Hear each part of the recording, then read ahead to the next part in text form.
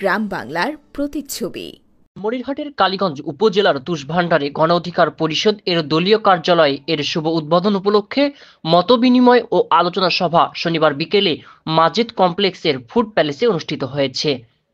এ সময় উপস্থিত ছিলেন গণ অধিকার পরিষদের জিপিও হানিফ খান সজীব, গণ অধিকার পরিষদ জিপিও সাবেক শেরেখুদা আসাদুল্লাহ সহ লালমনিরহাট জেলা শাখার নেতৃবৃন্দ। এ সময় বক্তারা বলেন, তো আমাদের অনেক ছেলে মেয়ে আছে, অনেকেই বেকার। আপনি হয়তো বিশ্বাস করবেন না, আমাদের এখানে এই ভাই আমাদের গণ অধিকারের কথা শুনে উনি নিজের ডেডিকেশন দিয়ে আমাদের অফিস কালার করে দিছে। অথচ অনেক ওনার একটা কাঠের ব্যবসা আছে, সে ভালোবাসার থেকে দিছে, খুব কষ্টে জীবনযাপন করে। তারপরে তা এই ধরনের ডেডিকেশন যে মানুষগুলো দেয় তাদেরকে আমরা মূল্যায়ন করতে চাই। এটা একটা। পরে উপস্থিত নেতৃবৃন্দ কালীগঞ্জ উপজেলা শাখার দলীয় কার্যালয়ে শুভ উদ্বোধন করেন।